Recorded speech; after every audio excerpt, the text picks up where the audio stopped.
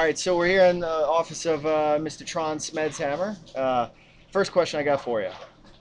You won the Hambletonian in 2004 with Winsong's Legacy, right? Yeah. 2008 Oaks, right? Creamy Mimi, Was it eight? Yeah, could be. Yeah, 2008. yeah. My question is, why you won these races? Why are you still trying to win them? What's like you got Phaetosive, she's doing all right. Why are you still trying to win these races? What's going on, man? Well, if we don't try to win these races, then might as well get out. Might as well That's get out. yeah, because that's what it's all about. The other ones, is getting less and less attractive to me. Like just to run around and race horses. So actually, every year this time of the year, I'm selling a lot just average horses because to me, just overnight You racing want to is win those races. yeah, overnight racing. I don't even want to be in, but the big races, yeah, that's what it's all about. It's hard to It's win these, right? it's very hard. Is it and I don't know the difference between 30 years ago, 20, 10 years ago, but man, it seems like there's a lot more horses that are competitive, a lot more trainers. It's not just one trainer Yeah, anymore that's competitive. So it's hard. yeah, it's gotten harder for sure. It's uh, and even trying to find them at the sale and buy them unless you got extremely deep pockets, Mhm. it's very very hard. You know, I think it was a little bit easier years ago. You could find, Winsong Legacy was a very cheap horse, 24,000 or something, and a lot of the good horses I had over the years, they were in that price range between 50 and 25,000. But it's with Muscle Hill dominating now, and it seemed like you need to really step up and spend a lot of money to be able to win these big races. But you know, Is it on the pacing side? It's a little bit different though, right? Because there are a lot of mid-priced horses that are stepping. They may not win like the Meadowlands Pace or something like that, but they're still winning huge races, some Breeders' Crown, some other stuff. Trotters, it's almost like you know what you're getting when you're buying it, right? yeah, I don't know. I see your point there with Teague's horses there the Yep. last couple of years. They homebreds and some different bred horses, and there've been some good horses from coming from Indiana with pacers there. So yeah, you might have a point, but yeah, trotters, they seem to be coming from very familiar and good bloodlines. Good Like bloodlines, yeah. everybody pretty much knows about, and come from the big farms. But hopefully, you know, we'll get another super horse that didn't cost a lot of money, because if it become a game just For for the money, yeah, big pockets, not good. then we're in trouble. Yeah. Let's talk about Phaetosive real quick. Well, not real quick. Uh, you're you're driving her. 2004, you drove Winsong's Legacy. 2008, Andy Miller drove Creamy Mimi. Uh, take a refresher. Why didn't you drive Creamy Mimi? Were you injured? Were you not driving her? What was going on? I don't actually recall all the details. I know I drove her quite a bit. I drove her. I won some races with her, like the Philly division of the Yonkers Trot. I Okay. drove her myself. She won there, and but back then I probably used more catch drivers than I actually do nowadays. I know I drove Winston Legacy, but most of my other top horses were driven by mostly Brian Sears back then. But Yep. I last few years I've been driving most of them myself. Do you like? It's got to drive you crazy not being in the bike, watching your horse be out on the track. Is that more stressful than actually driving the horse? It actually is sometimes. Yeah, it's completely out of your hands, and your control, and standing on the side can be nerve wracking. Yeah. Do you can you watch the race or do you go like sit in a corner away from everybody? No, I'm not that bad. I You're can not that I can bad. watch it, with other people. When you're driving the horse, do you feel like fully confident that like is there any point where you start thinking about the gravity of the situation or no, it's I got to do my work, I got to do my business. The week of training. I'm the trainer. I know what I did, and I got full confidence in what I'm going to do. Yeah, it's if I question myself if I make a mistake, then I'm the first one to admit, and I would step down pretty quick if I feel like a horse don't get a fair chance with me driving. But it's most of the work is done over the winter here, putting the foundation into these horses and keeping them sound and healthy.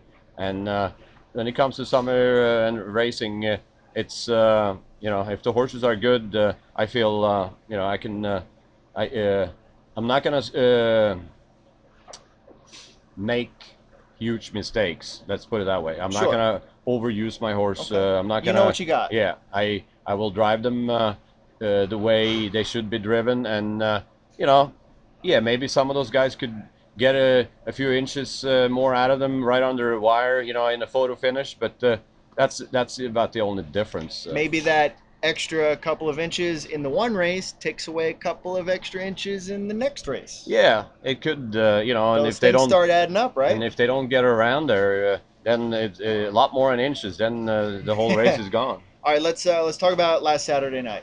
You were in the first division of the Del Miller Memorial, right? Yeah. So, and that's the first race that we had 2 Del Millers, 2 Stanley Dancers.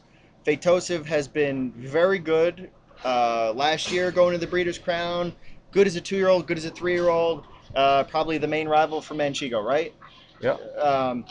So you go out and she wins what, 51 and 1? 51 and 2 or 3, I think. Yeah. 51 and 2. You're feeling good, right? You're Yeah. like, okay. Is the Del Miller and the Stanley Dancer, is that the time to make a statement, or do you want to? Is it generally time to make a statement before that, or you don't care about making statements? No, not really. I mean, it's a race you want to win because it's a big purse. So Okay. I don't. It's not about statements at all to me. I mean, it's you want to have them ready and win those races.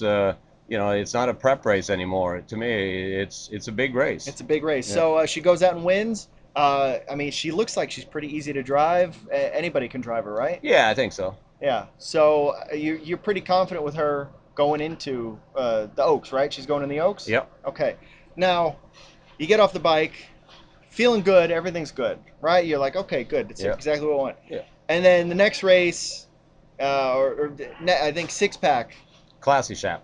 No. Yeah. Wolfgang wins the next one. No. Yeah. 51 and 2, right? Yeah.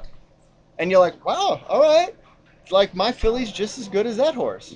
Or do you not even care about time? No, I don't look at the time, and I know where you get. Oh, to. yeah. And I'm gonna give you an explanation to what happened later that night. Okay, let's hear it. Yeah. Well, the track. They cut the condition- timer short. the conditions were different earlier on and later on that night. It was pretty windy. If you go and look at the flags before the races and the first few races Saturday night, they were completely sideways, coming from would be the paddock side of the track. So that would have been coming from the north. Sure. Yeah, and the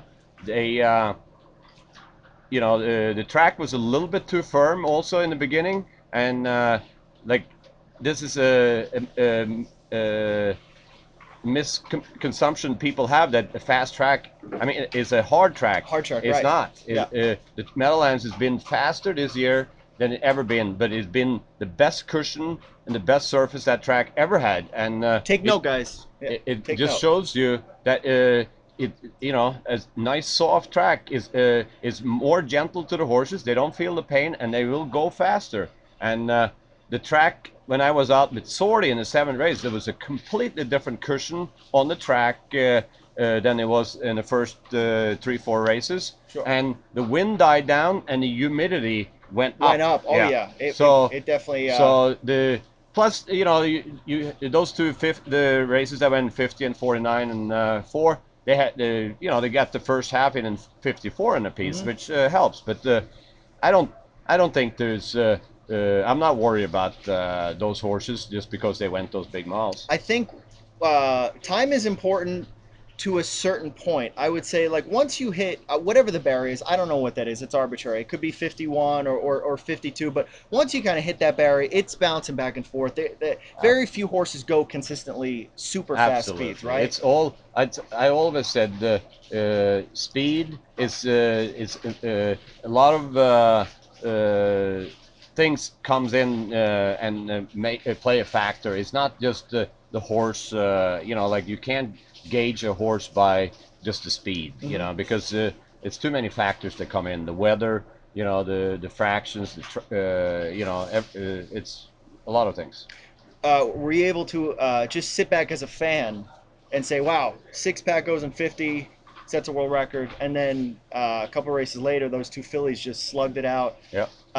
Can you appreciate that as a fan, or are you sitting back as a trainer driver saying, "All right, I got to beat those horses now"? Well, it's yeah. I sit back. You love to watch big races and good horses race. I don't care if they're my horses or somebody else's horses, but that's being. I'm not a gambler or a handicapper, but I appreciate talented horses and drivers and trainers. But that was impressive to watch. But at the same time, they were sluggish across the wire. That's not something you want to.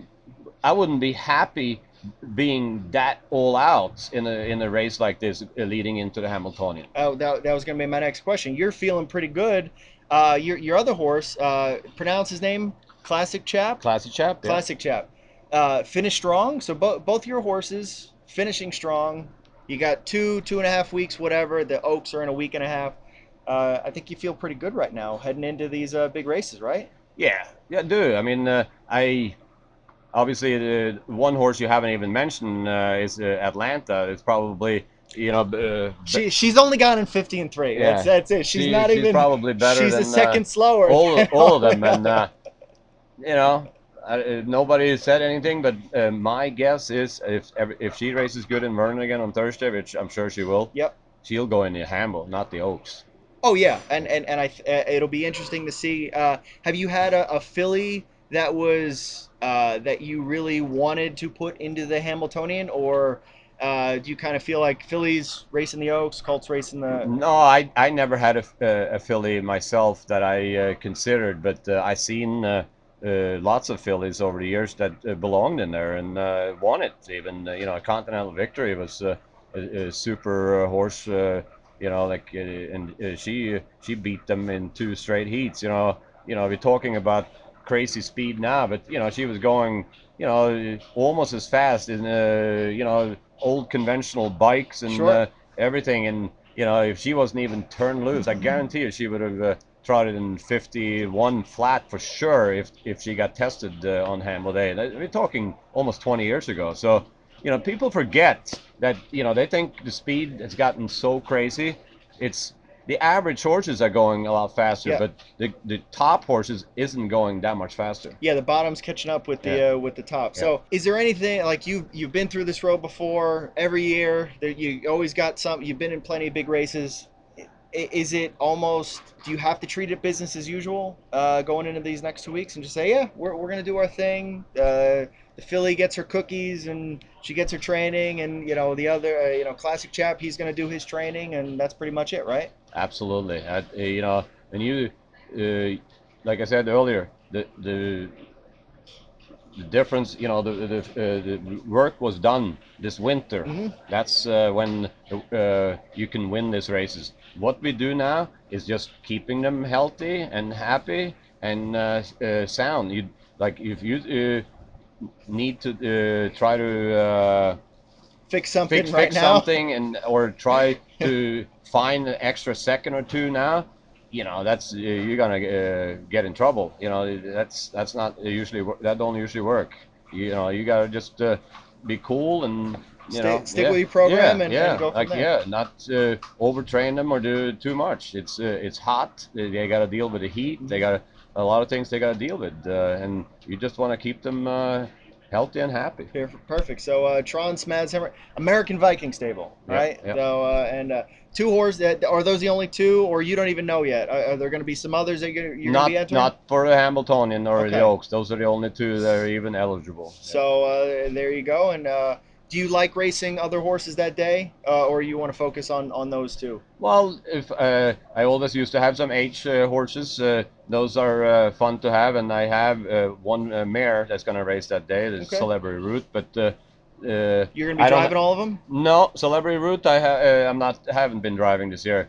I don't know if we might need a new driver because David Miller is going to have a conflict there with Okay. Broadway Donna. Well, what about when some of these other European guys, like you're friends with all those guys. Last year Eric Adelson was here. Why didn't he get any drives? Like, well, come Well, on, throw him up on there. well, it's It's, that it's an there's international thing. Let's use it. yeah, it is. But and a lot of them they're all great drivers, but they don't know the style here, so there Okay. is a little bit of a You don't want to have them learn in one of the biggest races of no, the year. no. All right, so Tron, we got to let you get back to work. Thank you again, and those two horses, Classic Chap and Phaetosive. Thank you. All right, thank you.